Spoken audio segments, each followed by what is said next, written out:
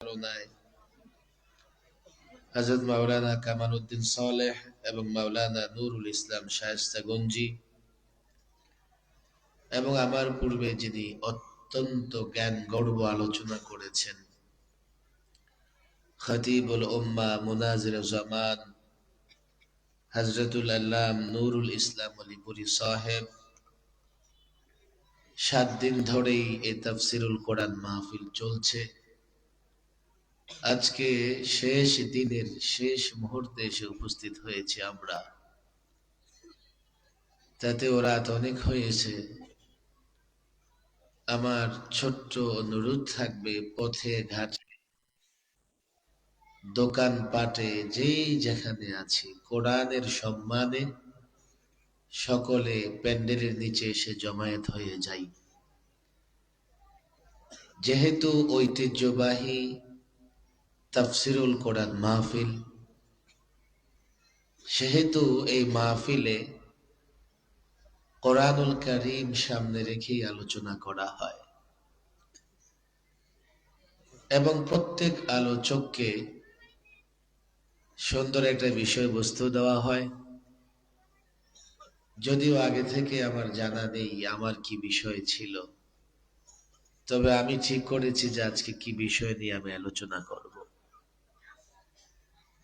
এমন একটা জটিল, কঠিন এবং প্রয়োজনীয় বিষয় নিয়ে আমি কথা বলতে চাই, যে বিষয়টা না জানলেই নয়। এবং এই ফিতনা বর্তমানে এতটা ভয়াবহ আকার ধারণ করেছে, ভয়াবহ রূপ ধারণ করেছে। আমরা যদি এই ফিতনা সম্পর্কে না জানি, এই ফিতনায় আক্রান্ত হয়ে যে কেউ বেঈমান হয়ে যেতে পারে, যে কারো ঈমান নষ্ট হয়ে যেতে পারে। এই তাফসিরুল কোরআন মাহফিল ঐতিহ্যবাহী একটা মাহফিল। আলেম ওলামা, ছাত্র জনতা, দিন দরদি, দিন প্রিয় হাজারো মুসল্লি মুসলমান এখানে জমায়েত হয়। আমার বিশ্বাস, এমন একটা জরুরি বিষয় নিয়ে যখন এখানে আলোচনা হবে, খুব সহজে এই বিষয়ের মূল যে দাবি, মূল যে চাহিদা, শিক্ষা খুব সহজেই ঘরে ঘরে পৌঁছে যাবে। আমি আমার, যেহেতু তাফসীরুল কোরআন মাহফিল, আলোচনার সুবিধার্থে সূরা হামিম সাজদা, সূরাকে সূরা ফুসসিলাতও বলা হয়, এই সূরার 40 নম্বর আয়াত তেলাওয়াত করেছি। সূরা হামিম আস-সাজদা আয়াত নম্বর 40। কি বলা হয়েছে এই আয়াতে, কেনই বা এই আয়াতের বিষয়বস্তু আমাদের জন্য জানা অত্যন্ত আবশ্যক। যেহেতু বিষয়টা জটিল, সেহেতু আমি মনে করি যে সবাই আমার দিকে মনোযোগী হন। যেই যেখানে বসার জায়গা পেয়েছেন বসে যান, ডানে বামে কোথাও যেন আওয়াজ না হয়। কোরআনুল কারীমের দর্স হচ্ছে, তাফসীর যতটাই করতে পারি আর না পারি, কোরআনুল কারীম সামনে রেখে আলোচনা হচ্ছে। কি আছে আয়াতে, সে আলোচনায় যাবার আগে এই আয়াতের পূর্বে কি বিষয় নিয়ে আলোচনা হয়েছে তারও একটা ধারণা আমাদের থাকা দরকার। এই আয়াতের পূর্ববর্তী আয়াতগুলোতে আল্লাহ তাবারক ওয়া তাআলা যারা দ্বীন অস্বীকার করে, যারা ইসলাম অস্বীকার করে, যারা আসমানি কিতাব কোরআনকে অস্বীকার করে, তাদেরকে মূলত আল্লাহ তাবারক ওয়া তাআলা শাসন করেছে, ধমক দিয়েছে। তাদের পরিণতি কি হতে পারে বর্ণনা করেছেন, বয়ান করেছেন। আর এই আয়াতে মূলত সেই অবিশ্বাসী, অস্বীকারীদের একটা বিশেষ প্রকার। খেয়াল করে শুনতে হবে, না হলে বুঝবেন না। আগে আলোচনা হয়েছে সরাসরি যারা দ্বীন, ইসলাম, কোরআন এবং সুন্নাহকে অস্বীকার করে, অবিশ্বাস করে। আর এই আয়াতে আলোচনা করা হয়েছে ওই সমস্ত লোকদের যারা সরাসরি দ্বীন তথা ইসলামকে অস্বীকার করে না, তবে দ্বীনের অনেক জরুরি বিষয় যা কোরআন সুন্নাহ দ্বারা প্রমাণিত, সেগুলোকে এইভাবে অস্বীকার করে যে তারা এটা বলতে চায় যে এই বিষয়গুলো কোরআন হাদিস দ্বারা প্রমাণিত না, এই জন্যই তারা তা মানে না। এর মানে হচ্ছে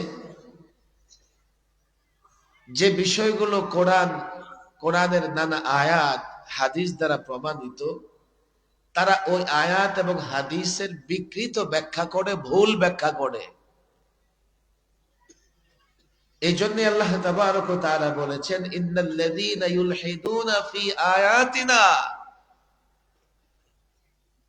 যারা ইলহাদ করে, আমার আয়াতে যারা ইলহাদ করে। এক সপ্তাহ ধরে তাফসীর শুনতেছেন, আবার আপনাদের ইতিহাস হচ্ছে 81 বছরের ইতিহাস। সুতরাং আমার কথা বোঝার চেষ্টাই করতে হবে। গতানুগতিক মাহফিল মনে করে অমনোযোগী হলে হবে না। যারা আমার আয়াতে ইলহাদ করে, ইউলহিদুনা ফি আয়াতিনা, মাদ্রাসার ছাত্র, উলামায়ে কেরাম, একটু আপনাদের সঙ্গে তাকরার হয়ে যাক, বোঝার চেষ্টা করেন। 7 দিন মাহফিল শুনে আপনারা ক্লান্ত হয়ে যান নাই তো? জিনাটা যত জোরে বের হইছে তাতে তো মনে হয় ক্লান্ত। মাত্র তো মাহফিল শুরু, 7 দিনের শেষ দিন, কমপক্ষে তো 12টা পর্যন্ত চলবে। কথা ঠিক না বেটে? বলেন আল্লাহু আকবার। কষ্ট হচ্ছে আপনাদের? উঁচু আওয়াজে তাকবীর দিতে হবে, আল্লাহু আকবার, নারায়ে তাকবীর। তবে যত লোকের সমাগম, আওয়াজটা কিন্তু তত উঁচু হচ্ছে না। মাইকের সাউন্ড সিস্টেম কি ঠিক আছে? আমার কথা কি স্পষ্ট? আমার কথা কি বুঝতে সমস্যা হচ্ছে? আমি ভাবছিলাম সমস্যা হচ্ছে কিনা। আমি খুব টায়ার্ড। পটিয়া মাদ্রাসায় বয়ান করেছি জুমার আগে। পটিয়া থেকে রওনা হয়ে এই পর্যন্ত আসতে 9 ঘন্টা গাড়িতে থাকতে হয়েছে। 9 ঘন্টা। আপনাদের মনে হবে 9 ঘন্টা আগে বুঝি সফর শুরু। নও, সফর তো কালকে জোহরের পরে শুরু করছি। এখন মধ্যরাত হয়ে যাচ্ছে, মনে হবে যে সফর শেষ। নও, এটা মাঝামাঝিতে আসছে। এখান থেকে আবার শেখ বাড়ি যাব, ওখানে শেষ, ঢাকা যেতে হবে না। ক্লান্ত যদি হই আমি হব, আপনারা ক্লান্ত হবেন কেন?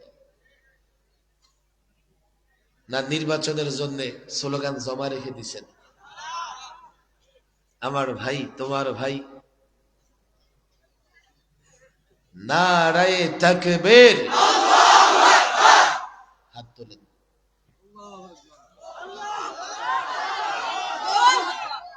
হাত মুষ্টি বাঁধেন। হাত মুষ্টি বাঁধলে শক্তি হয় না? নারায়ে তাকবীর,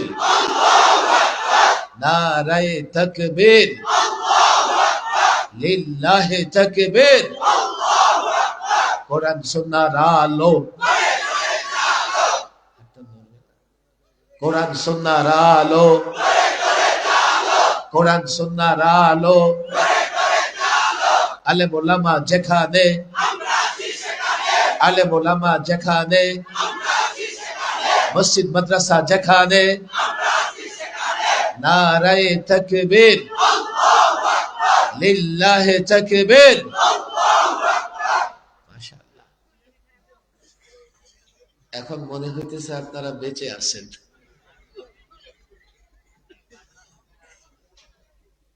এই আয়াতে এমন এক দল,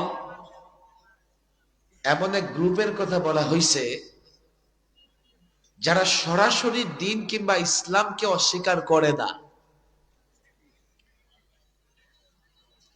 ওরা কোরআন মানে কথা বলে, ইসলাম মানে কথা বলে, কিন্তু সে ইসলামে আছে কোরআন দ্বারা প্রমাণিত এমন অনেক বিষয়কে তারা অস্বীকার করে। আছে না নাই?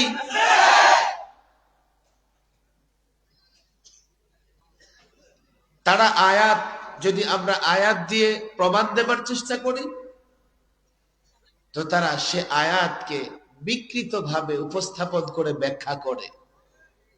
আমাদের ব্যাখ্যা, আহলুস সুন্নাহ ওয়াল জামাতের ব্যাখ্যা তারা গ্রহণ করে না। এই কথাই আল্লাহ বলেছেন, ইন্নাল্লাযীনা ইউলহিদুনা ফি আয়াতিনা, যারা আমার আয়াতে ইলহাদ করে। মাদ্রাসার ছাত্র আলেম ওলামাদের বলে যাই, ইলহাদ এটা একটা ফিতনা, ফিতনায়ে ইলহাদ। ইলহাদ শব্দের অর্থ হলো মূল জায়গা থেকে সরে এক পাশে চলে যাওয়া। আল্লাহ তাবারক ওয়া তাআলার আয়াতে ইলহাদ কিভাবে করে? আয়াত থেকে যে উদ্দেশ্য আহলুস সুন্নাহ ওয়াল জামাআহ উলামায়ে কেরাম নিয়েছেন, তারা সেখান থেকে সরে ভিন্ন দিকে এক পাশে চলে যায়। বড় আফসোস, ফিতনায়ে ইলহাদ সম্পর্কে আমরা তো বলি না, আপনারাও বুঝবার চেষ্টা করেন না।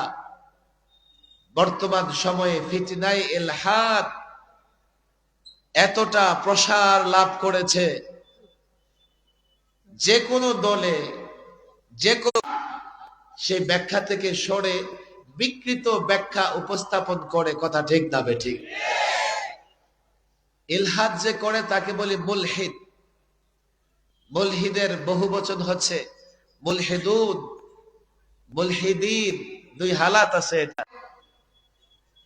কিন্তু কোরআনে কারীমের বিকৃত ব্যাখ্যা বুঝবার কারণে কিংবা বিশ্বাস করবার কারণে তাকে আর আমরা মুসলিম বলতে পারি না। তাকে বলা যায় যে আধুনিক প্রজাতির বা এক ধরনের নাস্তিক।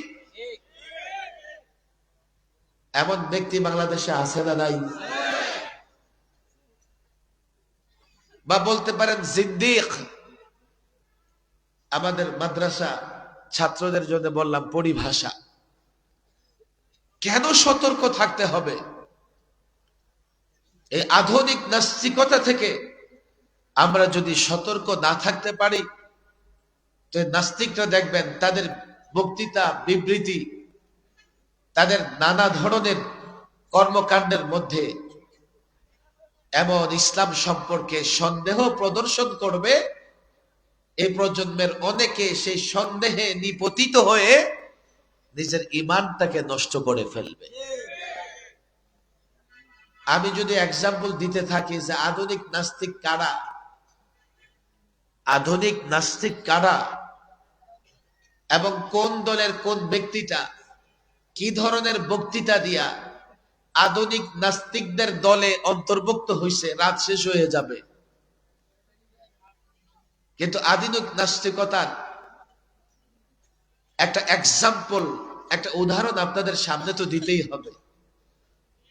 আর সেই উদাহরণটা হচ্ছে গত 2-3 দিন ধরে সবচাইতে আলোচিত একটা গোষ্ঠী, বাউল গোষ্ঠী। এবং যারা বাউলদের সমর্থনে মাঠে নেমেছে, বাংলাদেশে একজন বুদ্ধিজীবী আছে, আমি তো বলি ওরা তো আসলে বুদ্ধিজীবী না, ওরা পরজীবী। বাংলাদেশে বসবাস করে আর ওদের মুখে দিল্লির হাড্ডি, ওদের মুখে পশ্চিমাদের হাড্ডি। ওরা পরজীবী। যারা এই বিতর্কিত আল্লাহদ্রোহী বাবুলদের পক্ষ নিয়েছে, ওরা আধুনিক প্রজাতির নাস্তিক। এতদিন তো আসলে আউল বাউল নিয়ে গবেষণা করার সময় ছিল না আমাদের, আমরা গবেষণাও করি নাই। এখন দেখলাম তাদের নামে এবং কামে মিল আছে। তাদের নামে এবং কামে কি আছে? তাদের নাম বাউল। তাদের নাম কি? বলেন নাম কি? বাউল শব্দের অর্থ কি? মাদ্রাসার ছেলেরা বলো, বাউল শব্দের অর্থ কি? আপনারা সবাই জানেন না। হাদিসে এসেছে ইস্তানজিহু মিনাল বাউল। রাসূলুল্লাহ বলেছেন ইস্তানজিহু মিনাল বাউল, তোমরা বাউল থেকে পবিত্রতা অর্জন করো। তোমরা বাউল থেকে পবিত্রতা অর্জন করো। বাউল হচ্ছে পেশাব। কথা ঠিক না বেঠিক? যদি আধুনিক শিক্ষায় শিক্ষিত যারা আছেন, আমার কথায় যদি বিশ্বাস না হয়, মাদ্রাসায় যান, ডিকশনারি দেখেন, লোকাত দেখেন, ঠিক বলছি কিনা। পেশাব কথাটা শুনতে একটু কেমন যেন অ্যাডাল্ট অ্যাডাল্ট মনে হয়। আমরা বাচ্চাদের শব্দগুলো ব্যবহার করতে পারি। বাচ্চাদের পেশাবকে বলে হিসু। কি বলে? আপনাদের হবিগঞ্জে কি বলে আল্লাহ ভালো চায়। হিসু বলে নেই, একজনকে মুইতে দিস।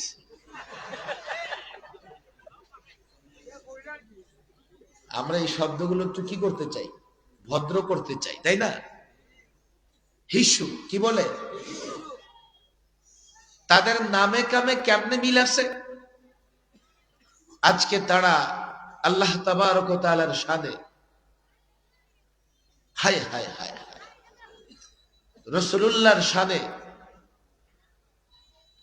এমন শব্দ উচ্চারণ করতেছে,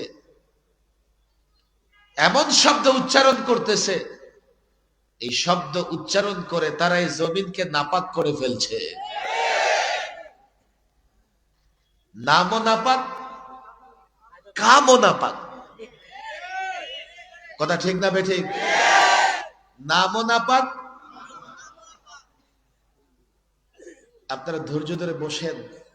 মজার ব্যাপার হলো, সবচাইতে আলোচিত ব্যক্তিটার নাম হচ্ছে আবুল। সবচাইতে আলোচিত ব্যক্তিটার নাম কি? আবুল অর্থ কি জানেন? আবুল অর্থ তো জানেন না। যদি আবুল নামের কেউ থাকেন, আমার উপর নারাজ হয়েন না। নারাজ হবেন? কষ্ট পাবেন? বাউল মানে পেশাব করা বা হিসু করা। এটা একটা শব্দমূল। মাদ্রাসার ছেলেরা বলবে এটা মাজদার। মাজদার বা শব্দমূল থেকে রূপান্তরিত হয়ে অনেক শব্দ গঠন হয়। যেমন বাউল মানে যদি হয় হিসু করা, তাহলে সে হিসু করে, তারা হিসু করে, তুমি হিসু করো, তোমরা হিসু করো, আমি হিসু করি, আমরা হিসু করি। শিশুটি হিসু করে রূপান্তর হয়ে নানা শব্দ গর্দান হতে পারে কি পারে না? কেউ যদি বলে যে আমি হিসু করি, এর আরবি কি? কেউ যদি আমি হিসু করি শব্দের আরবি জানতে চায়, তো তার আরবি হলো আবুল। আমি হিসু করি, তার আরবি কি? বলেন আবুল। তার আরবি কি? তার আরবি কি? ঘটনা দেখছেন? এই আবুলে বাউল করে। কথা ঠিক না বেঠিক? এই আবুলে হিসু করে। এই আবুলে কি করে? এই আবুলে কি করে?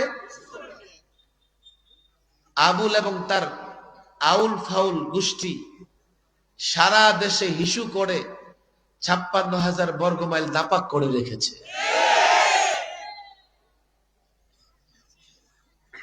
গতকালই তো দেখলাম এই হিসুকারী আবুলের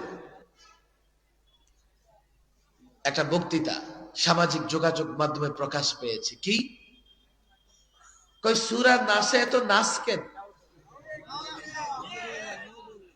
আল্লাহ নাচতে কইছে। কুল আউযু বিরাব্বিন নাস মালিকিন নাস ইলাহিন নাস মিন শাররিল ওয়াসওয়াসিল খান্নাস আল্লাযী ইউওয়াসবিসু ফি সুদুরিন নাস মিনাল জিন্নাতি। এত নাচ কেন? নাচতে কইছে। এই সূরায় কি আল্লাহ নাচতে কইছে? নাচ শব্দের অর্থ কি বলেন? নাচ শব্দের অর্থ কি? আরো জোরে বলেন, আরো জোরে বলেন। তাইলে এই কোরআনের এই ব্যাখ্যা করে, এইভাবে কোরআনকে উপস্থাপন করে, কোরআনের সঙ্গে ঠাট্টা করেছে, কোরআনকে বিকৃত করেছে, কোরআনকে বিকৃত করে মানুষের সামনে উপস্থাপন করছে। আহা, এই ব্যক্তি এই কাজ, এটা পাক না না পাক? আমি এটাই বলি, তাদের নামে এবং কামে মিল আছে। কথা ঠিক না ঠিক? আমি উদাহরণ একটু পরেই যেতে চাইছিলাম। একদল আছে সরাসরি ইসলামকে অস্বীকার করে, আরেক দল আছে ইসলামকে তো অস্বীকার করে না, ইসলামকে মানার কথা বলে, কোরআন সুন্নাহ বিশ্বাসের কথা বলে, কিন্তু কোরআন সুন্নায় যে আয়াতগুলো তার বুঝে আসে না, যে আয়াতের মর্মার্থ সে বুঝতে ব্যর্থ, কিংবা যে আয়াত তার অবস্থানের বিরুদ্ধে, অর্থাৎ সে কিছু কাজ করে যে কাজগুলো কোরআনের ওই আয়াত দ্বারা হারাম প্রমাণিত হয়, কোরআনের কোন আয়াত দ্বারা নিষেধ প্রমাণিত হয়, আহলুস সুন্নাহ ওয়াল জামাত ওই আয়াতের যে ব্যাখ্যা গ্রহণ করেছে, তখন সে ওই ব্যাখ্যা গ্রহণ না করে নিজের মত মতো, নিজের স্বার্থের পক্ষে ব্যাখ্যা গ্রহণ করে কোরআনের উদ্দেশ্য থেকে দূরে সরে যায়। তো যারা সরাসরি কোরআনকে অস্বীকার করেছে, অস্বীকার করে কাফের হয়ে গেছে, সেও কোরআনের বিকৃত অর্থ মর্মার্থ গ্রহণ করবার কারণে কাফের বেঈমান হয়ে গেছে। আপনাদের কষ্ট হয়ে যাবে, কথা আমি লম্বা করব না, আমাকে বুঝার চেষ্টা করেন। বলবেন হুজুর নামাজ পড়ে, রোজা রাখে, এটা করে ওটা করে, আপনি তাকে কাফের অমুসলিম কেমনে বলেন? আমি চট্টগ্রাম থেকে রওনা হয়ে হবিগঞ্জ পর্যন্ত এসেছি। রাস্তায় যদি 100 ট্রাফিক সিগন্যাল থাকে, আমি 99টা মানলাম, একটা ট্রাফিক সিগন্যাল মানলাম না, পুলিশ সহ উড়াইয়া দিলাম। সামনের পুলিশ ব্যারিকেড দিয়ে আমাকে ধরবে, থানায় নিয়ে যাবে, বলবে এই হুজুর আপনি ট্রাফিক সিগন্যাল অমান্য করেছেন কেন? আমি যদি বলি 99টা মানছি, এক জায়গায় উড়াই দিছি, সমস্যা কি?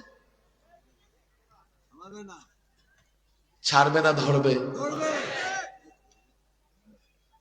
খেয়াল করে শোনেন, রাষ্ট্রের 100টা আইন আছে, আপনি 100টা আইন মানলেন, একটা আইনকে মানলেন না, অমান্য করলেন, আপনার বিরুদ্ধে রাষ্ট্রদ্রোহিতার মামলা হবে কি হবে না?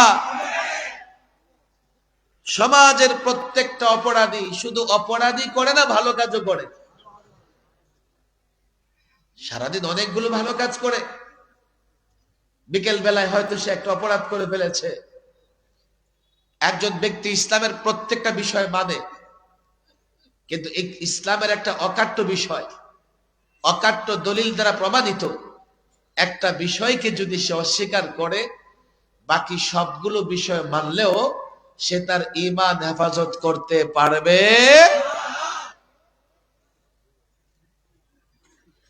আমার একটু ভয় লাগতেছে, আপনাদেরকে কেমনে বুঝাইতেছে আমি আল্লাহই জানে। সময়টা একটু কঠিন, জটিল। কেননা জুলাই বিপ্লবের পরে আমরা যা মনে করেছিলাম, জুলাই বিপ্লবের পরে আমরা ভেবেছিলাম এদেশে নাস্তিকতার কবর রচনা হবে, আমরা ভেবেছিলাম এদেশে আর কেউ কোরআনের বিকৃতি করতে পারবে না। আমরা ভেবেছিলাম আমরা স্বাধীনভাবে আমাদের ধর্মকর্ম পালন করব। কিন্তু আজকে দেখেন আউল বাউল ফাউলরা স্পষ্ট আমার ধর্মীয় অনুভূতিতে আঘাত দেবার পরেও একদল বুদ্ধিজীবী তাদের পক্ষ নিয়ে ওকালতি করতেছে। কি যুক্তিতে জানেন? হুজুর বাউলরা তো অভিনয় করে, বহস করে, বহস। আপনারাও তো বহস করেন, তর্ক বিতর্ক করে, প্রশ্ন উত্তর করে, ওরাও মুসলমান। আমি বলি, ওরে নাস্তিকের বাচ্চারা, তোমরা আমাদের বোকা মনে করো। আমি নিজে শতাধিক টেলিভিশন টক শোতে অংশগ্রহণ করেছি। আমাদের ছেলেরা বহস মুবাহাসা করে, মুনাজারা করে, বিতর্ক করে, জাতীয় পর্যায়ে বিতর্ক অনুষ্ঠান আয়োজিত হয়। আমাকে বলো, ওরে নাস্তিকের দলের, আমাকে বলো, কোন বিতর্কে, কোন প্রশ্ন উত্তরে এক পক্ষ আরেক পক্ষকে কটূক্তি করতে পারে কি? অশ্লীল শব্দ ব্যবহার করতে পারে? নিকৃষ্ট শব্দ ব্যবহার করতে পারে? মিথ্যা তথ্য দিতে পারে? পারে না। তোমরা যদি বাউলদের এই ধরনের নিকৃষ্ট কাজকে বিতর্ক মনে করো, প্রশ্ন উত্তর মনে করো, বহস মুবাহাসা মনে করো, মুনাজারা মনে করো, আমাকে বলো, এই বাউলরা কেবলমাত্র এক পক্ষ আরেক পক্ষকে গালি দিচ্ছে, নিকৃষ্ট শব্দ ব্যবহার করছে, অশ্লীল শব্দ ব্যবহার করছে এমন নয়, বরং তারা এই মুবাহাসা বিতর্কের নামে স্বয়ং আল্লাহ তাবারক ওয়া তাআলার শানে কটূক্তি করছে, আল্লাহর নবীর শানে বেয়াদবি করছে। সুতরাং এগুলো তর্ক বিতর্ক নয়, এগুলো মুবাহাসা নয়, এগুলো শিরক, এগুলো কুফর, এগুলো আল্লাহদ্রোহিতা। আল্লাহর কসম, কুফর, শিরক, আল্লাহদ্রোহিতা বাংলাদেশে চলতে পারে না।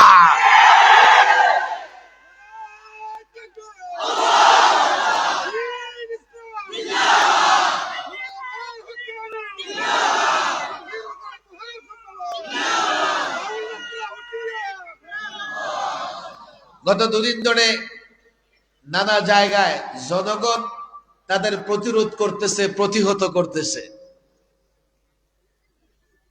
এগুলো সামনে এনে বলতেছে, এগুলো বন্ধ করেন, বন্ধ করেন।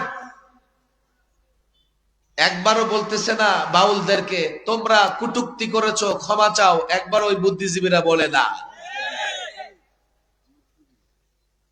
আমি বলি, রাজবাড়িতে নুরা পাগলার লাশ কবর থেকে তুলে এলাকার যুবকেরা রাস্তায় ফেলে আগুনে পড়ে ছাই করে,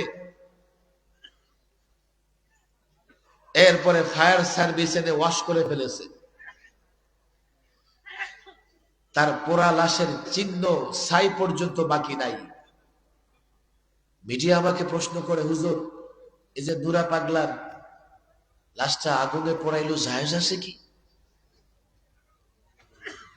রাজবাড়ির নুরা পাগলার ঘটনা শোনেন না আপনারা? আমি বললাম, মিস্টার সাংবাদিক সাহেব, তুমি আগে কোথায় ছিলা? এই নুরা পাগলার উম্মতেরা, তার অনুসারীরা যখন তার কবরের উপরে কাবা বানাইলো, কাবা বানাইয়া তাওয়াফ করলো, তখন তো তুমি জিজ্ঞেস করলে না যে কবরের উপরে কাবা বানাইয়া তাওয়াফ করা জায়েজ আছে কিনা? তখন তো তুমি জিজ্ঞেস করলা না। তার অনুসারীরা যখন এই গাঞ্জাখোর, ইয়াবাখোর নুরা পাগলার কবরের উপরে কাবা বানায়া তাওয়াফ করতেছিল, এলাকার লোকেরা আলেমদের ধরলো, আলেমদের জিজ্ঞেস করলো এগুলো কি হচ্ছে? আমি একজন মুসলমান, আমি এগুলো বরদাস্ত করতে পারবো না। আলেমরা শান্তিপ্রিয়, তারা বলল চলো মিছিল করি, মিটিং করি, স্মারকলিপি দেই। তাই করলো। উপজেলায় গিয়ে স্মারকলিপি দিল, জেলা পর্যায়ে গিয়ে স্মারকলিপি দিল। প্রশাসন কথা শোনে নাই, উপজেলা অফিসাররা কথা শোনে নাই, আলেমরা মিছিল মিটিং করে ক্ষান্ত হয়ে গেছে, কিন্তু এদেশের যুবক সাধারণ মুসলমান তার ঈমান কারো কাছে বন্ধক রাখে নাই।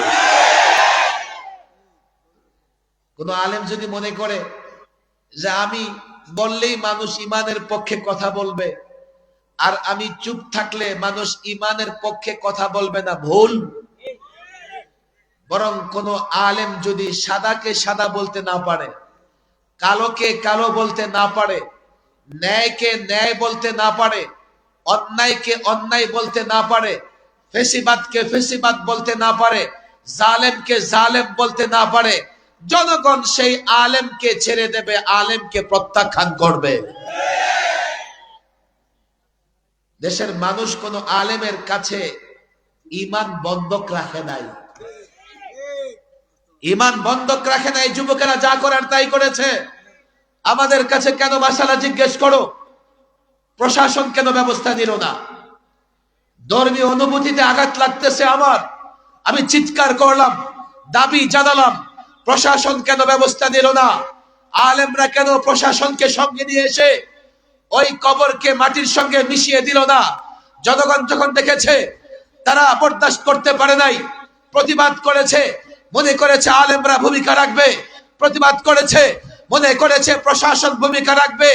কেউ যখন কথা শোনে নাই, তারা যখন ধর্মীয় অনুভূতিতে আঘাতপ্রাপ্ত হয়েছে, আমার কাছে ফতুয়া জানতে আসে নাই, তারা তাদের মতো করে ব্যবস্থা গ্রহণ করেছে। আমি পরিষ্কার বলে যাচ্ছি প্রশাসনকে, পরিষ্কার বলে দিচ্ছি যুবকদেরকে, রাজনৈতিক নেতাদেরকে, কেউ আমাদের কাছে ঈমান বন্ধক রাখে নাই। আমাদের কথায় উঠবে, আমাদের কথায় বসবে, এমনও নয়।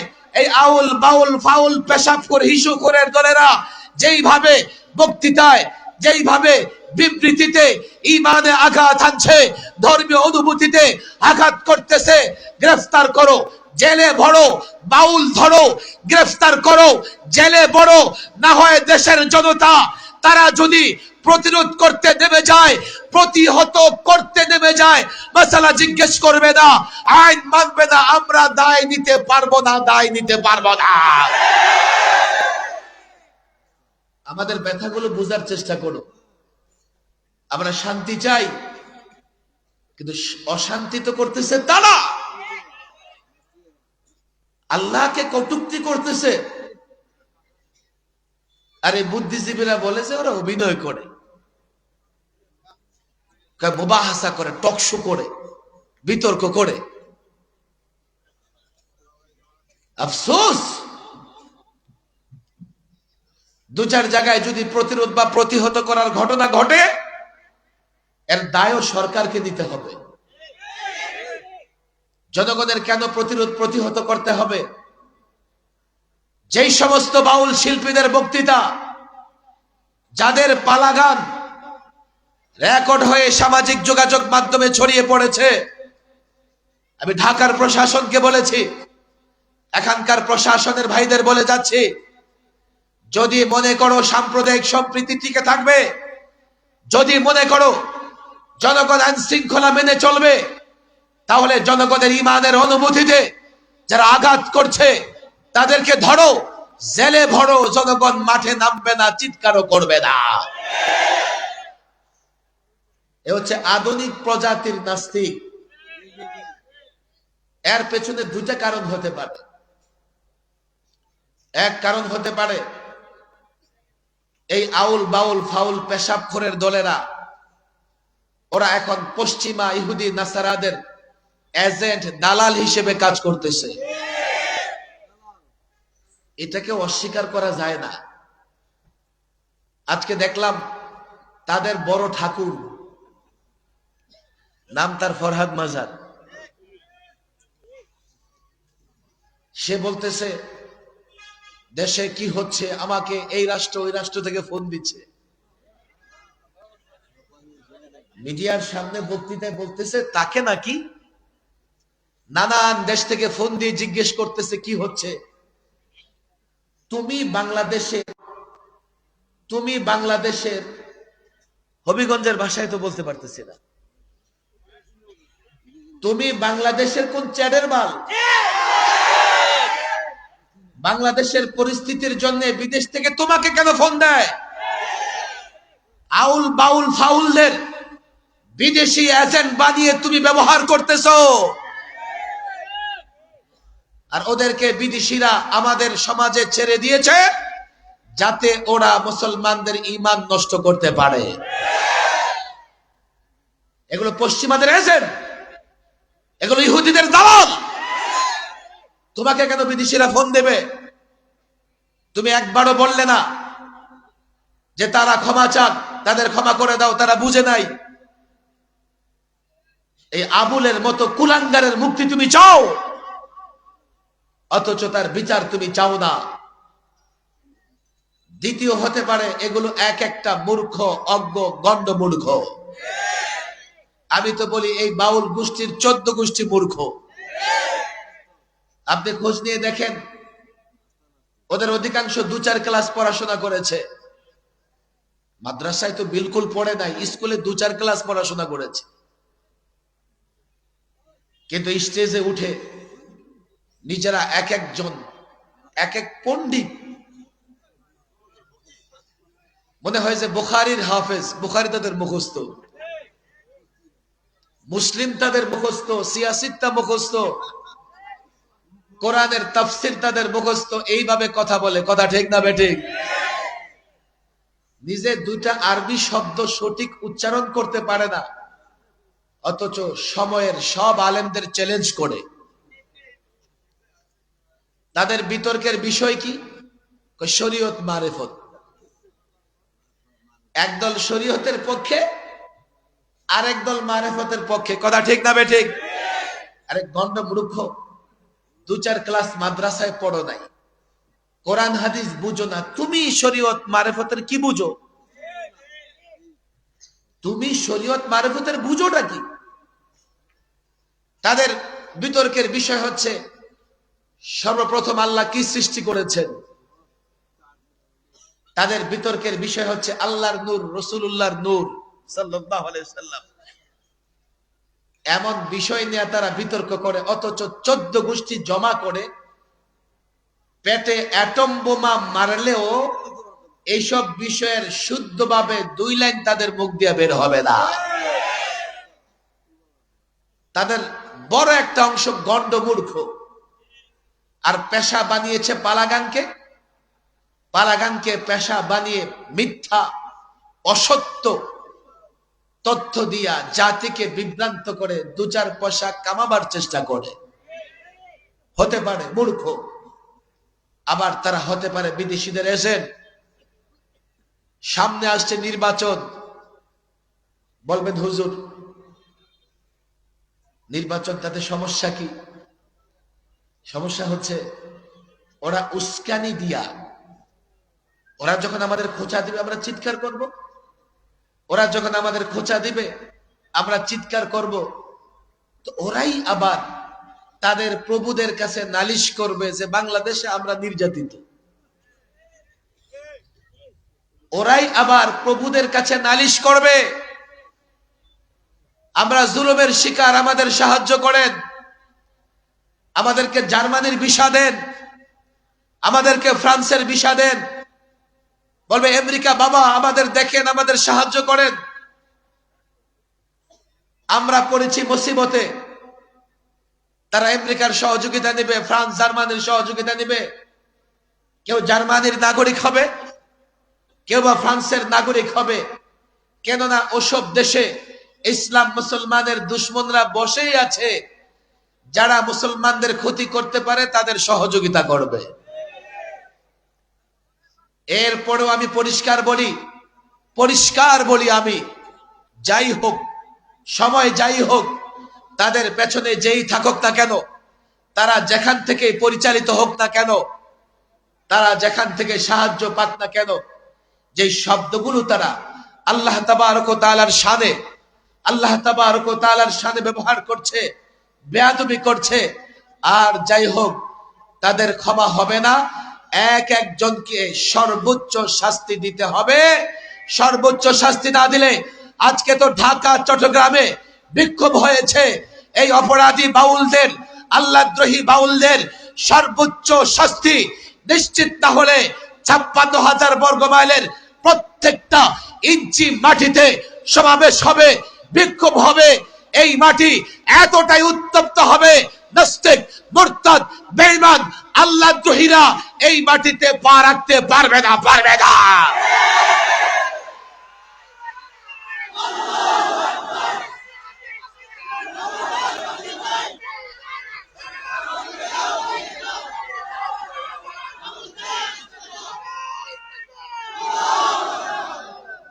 আমি মূল আলোচনায় বলেছিলাম, দেখেন আমার মূল আলোচনা মনে রাখবার চেষ্টা করবেন। একদল সরাসরি ইসলামকে অস্বীকার করে, আরেক দল ইসলাম, কোরআন, সুন্নাহ মানার ঘোষণা দেয়, কিন্তু আহলুস সুন্নাহ ওয়াল জামাতের ব্যাখ্যা গ্রহণ করে না। তারা নিজেদের স্বার্থে, দলীয় স্বার্থে একটা বিকৃত ব্যাখ্যা পছন্দ করে সেটা গ্রহণ করে। আমি তাদেরকে বলি, ওরা আধুনিক প্রজাতির নাস্তিক। মুখে তো ইসলাম স্বীকার করে, কিন্তু কার্যত ইসলামের অনেক বিধানগুলোকে তারা অস্বীকার করে এবং কোরআনে কারিমের আয়াতগুলো বিকৃত করে। এটাকে বলে ইলহাদ। যে আল্লাহ তাবারক ওয়া তাআলা সূরা হামিম সিজদা বা সূরা ফুসসিলাত, এই সূরার 40 নম্বর আয়াতে আল্লাহ পরিষ্কার বলে দিয়েছেন, ইন্নাল্লাযীনা ইউলহিদুনা ফি আয়াতিনা, যারা আমার আয়াতে ইলহাদ করে, আয়াত থেকে বিকৃত অর্থ গ্রহণ করে, লা ইয়াখফাউনা আলাইনা, লা ইয়াখফাউনা আলাইনা, তাদের এই কর্মকাণ্ড গোপন নয় আমার কাছে। তাতে বোঝা গেল, যারা মুখে ইসলাম বলে আর কাজে কর্মে আহলুস সুন্নাহ ওয়াল জামাতের বাইরে গিয়ে, সরে গিয়ে বিকৃত কোনো অর্থ গ্রহণ করে, ওরা ওদের কাজকে গোপন রাখতে চায়, গোপন রাখতে চায়। আর আল্লাহ বলতেছে লা ইয়াখফাউনা আলাইনা, তাদের এই কর্মকাণ্ড আমার কাছে গোপন নয়। বুঝবার চেষ্টা করেন কেন তারা গোপন রাখতে চায়। এর ব্যাখ্যা বিশ্লেষণ আপনারা বুঝে গেছেন। তারা যদি তাদের কুফর এবং শিরিক গোপন রাখতে পারে, তাহলে সহজেই মুসলমানদের ধোঁকা দিতে পারবে। কথা ঠিক না ঠিক? আল্লাহর কাছে সেটা গোপন নয়। এই জন্যে আল্লাহ মাঝে মধ্যে তাদের কুফর এবং শিরিককে প্রকাশ করে দেন। কেন প্রকাশ করে দেন? যাতে সাধারণ মানুষের ঈমান হেফাজত হয়। কাদিয়ানীদের এমন একটা মিশন আছে, তারা প্রকৃতপক্ষে মুমিন মুসলিম না, কিন্তু মসজিদ বানায় মুসলমানদের মতো, নামাজ পড়ার দাবি করে, রোজা রাখার দাবি করে। তারা তাদের কুফর শিরিককে গোপন রাখে। আল্লাহ আমাদের সামনে প্রকাশ করে দিয়েছেন, পুরা উলামায়ে কেরাম ঐক্যমত এই কথার উপরে, কাদিয়ানীরা অমুসলিম, তারা কাফের। নতুন আরেকটা বাউল দেখেন, এতদিন আমরা এই ফাউলদের নিয়ে কোনো কথাই বলি নাই। ফাউলরা কি করে আমরা জানতামও না। আমরা কোনোদিন ফাউলদের প্রোগ্রামেও যাই না, ফাউলদের দাওয়াতও দেই না। আল্লাহ আমাদের উপর এহসান করেছেন। না হলে এই ফাউলরা, বাউলরা, পেশাব করে দলেরা, আরে তোমাদের পেশাব খেতে মন চায় তো বাংলাদেশে কেন, প্রতিবেশী দেশে চলে যাও। এই দেশে তো কেউ পেশাব খায় না। আমাদের প্রতিবেশী দেশে সকাল হলেই ওরা ওদের মায়েদের পেছনে পেছনে দৌড়ায় পেশাব খাওয়ার জন্য। ওদের গু মাতার পেছনে দৌড়ায় পেশাব খাওয়ার জন্য। পেশাব খেতে মন চাইলে ও দেশে যাও, বাংলাদেশ কেন নাপাক করতেছো? ওরা 56,000 বর্গ মাইল নাপাক করে রেখেছে। আফসোস, আল্লাহ আমাদের উপর দয়া করেছেন। এই পরিসংখ্যান বড় ভয়াবহ। ওদের এই নাপাক পেশাব করার, হিসু করার সবচাইতে বড় পছন্দনীয় জায়গা হচ্ছে মাজার আর উরুস। আর সেখানে ওদের এনার্জি, চালিকা শক্তি হচ্ছে ইয়াবার গাঞ্জা। আমি আশ্চর্য হয়ে গেছি, এই আবুলের পক্ষে গাঞ্জাখোর, মাজার পূজারী, কবর পূজারীরাও নেমে গেছে। পেছনের ইতিহাস টানলে দেখা যায়, একবার এক মাজার পূজারী গ্রেফতার হয়েছিল। সেই মাজার পূজারীর মুক্তির জন্য এই বাউল পূজারীরাও নেমেছিল।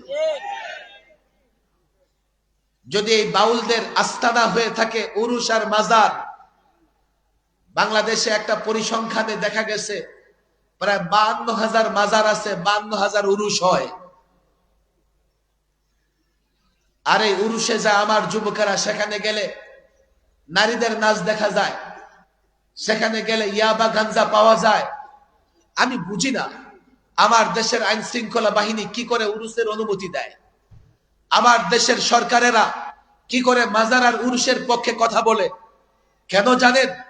52,000 উরুস বা মাজার যেখানে আছে আপনি তালাশ করে দেখেন 99.99টা উরুস এবং মাজারে গাঞ্জার আসর বসে, ইয়াবার আসর বসে। আমার দেশের আইনে এটা নিষিদ্ধ, গাঞ্জা নিষিদ্ধ, ইয়াবা নিষিদ্ধ, ফেন্সিডিল নিষিদ্ধ, মাদক নিষিদ্ধ। তাহলে যেই অনুষ্ঠানে প্রকাশ্যে মাদক সেবন করা যায়, ইয়াবা সেবন করা যায়, গাঞ্জা সেবন করা যায়, ওই অনুষ্ঠান, ওই উরুস, ওই মাজার পূজার অনুমতি বাংলাদেশের আইনে কোন প্রশাসন দিতে পারে না, দেওয়ার অনুমতি নাই। আমাদেরকে আইন তোমরা শেখাও, যাও তালাশ করে দেখো প্রত্যেকটা মাজারে, প্রত্যেকটা উরুসে গাঞ্জার আসর জমে, নারী পুরুষ অবাধ মেলামেশা করে।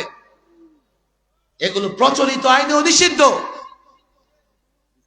জুলাই আগস্টের পরে দেশ স্বাধীন হয়েছে,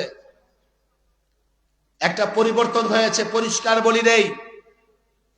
আগেও উরুস করতে অনুমতি লাগতো না, কিন্তু মাহফিল করলে অনুমতি ছাড়া দেওয়া হতো না। পরিবর্তিত বাংলাদেশ আমি প্রশাসনকে বলি, অনুরোধ জানিয়ে যাই, এই মাজার আর উরুসে কোথাও যেন মাদক আর ইয়াবা গাঞ্জা না থাকে। হয়তো গাঞ্জাগুলো বন্ধ করেন, নাহলে এক একটা মাজার মাটির সঙ্গে মিশায়া দেন, যাতে সেখানে গাঞ্জা ইয়াবা খাওয়া কিংবা বাউলরা হিসু করে নাপাক করতে না পারে। বড় কঠিন আলেম, তার যখন অসুখ হয় ডাক্তারের কাছে যায় কি যায় না?